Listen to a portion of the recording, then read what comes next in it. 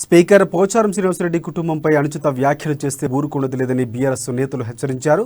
అవసరమైతే భౌతిక దాడులకు దిగడానికి కూడా వెనకాడమని బాన్సువాడ బీఆర్ఎస్ నేత ద్రోణవల్లి సతీష్ అన్నారు. ఇక బాన్సువాడ నియోజకవర్గ బీజేపీ ఇన్ఛార్జ్ మల్యాద్రిరెడ్డిపై కీలక వ్యాఖ్యలు చేశారు. అయితే గత వారం రోజుల నుంచి బాన్సువాడ రగడ కొనసాగుతుంది. ఇటీవలే బాన్సువాడ ఏరియా హాస్పిటల్లో లవ్ జిహాద్పై బంద్కు హిందూ సంఘాలు పిలుపునిచ్చాయి. దీనికి బీజేపీ నేతలు కూడా మద్దతు తెలిపారు.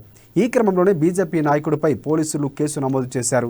ఈ క్రమంలో స్థానిక నేతలపై పలు ఆరోపణలు చేశారు బీజేపీ నేతలు. దీంతో వాటిని తిప్పికొడుతూ బీఆర్ఎస్ నేతలు హెచ్చరించారు. అనవసరంగా స్పీకర్ పోచారంపై ఆరోపణలు చేస్తే సహించేది లేదని తేల్చి చెప్పారు.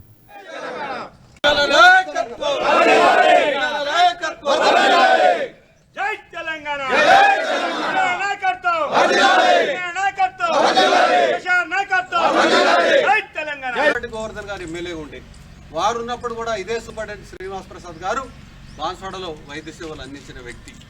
మరి అలాంటి వ్యక్తి గురించి, ఒక దళితుడి గురించి మాట్లాడాం. ముఖ్యంగా బిడ్డ, మేము మాట్లాడుతూ ఉన్నా ఈరోజు, నువ్వు నోరు అదుపులోకి కనుక పెట్టుకోకపోతే రాబోయే రోజుల్లో తీవ్ర పరిణామాలు ఎదుర్కోవాల్సి వస్తుంది.